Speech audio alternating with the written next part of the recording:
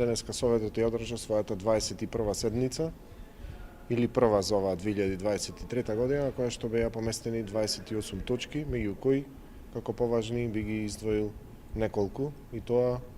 најголемиот дел од точките беа донесување на финансиските планови за 2023 година на сите основни и средни училишта,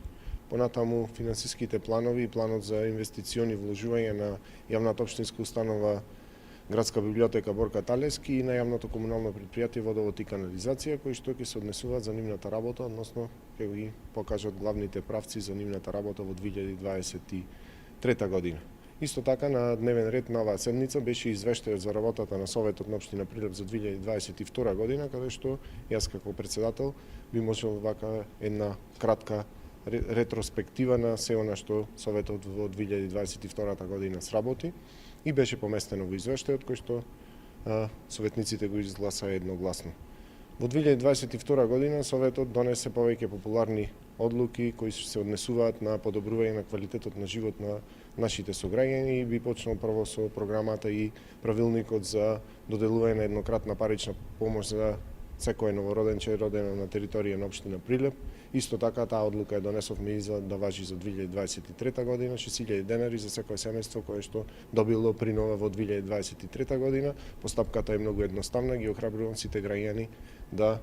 ги искористат овие средства кои што се поместени во буџетот за 2023 година. Понатаму во 2022 година едно јавно предпријатие после постоење од скоро 20 години доби сопствен дом, тоа е јавното предпријатие за просторни урбанистички планови. Објектот кој што беше во сопственост на општина Прилеп му беше дадена на трајно користење на ова јавно предпријатие и конечно и тоа да се има сопствен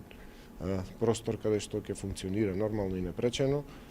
Беа донесени одлуки за доделување оние стандардни одлуки кои што се за програмата за доделување на финансиска поддршка на невладини организации, спортски клубови. Понатаму преку Комисијата за елементарни непогоди гледавме да помогнеме на секој едно семејство кое што има некоја незгода која што станала кај нив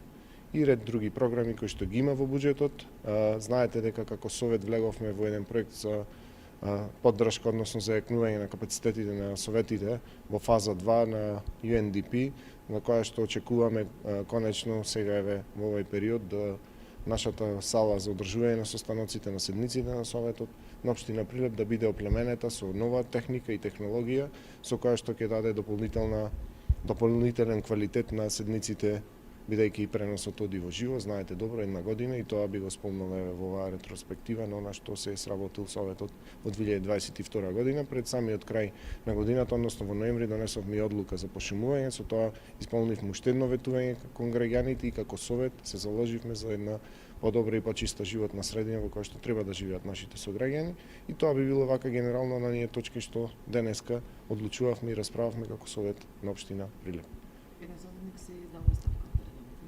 Точно така, заради извршување на професионални задачи во Министерството за внатрешни работи, еден од советниците од коалицијата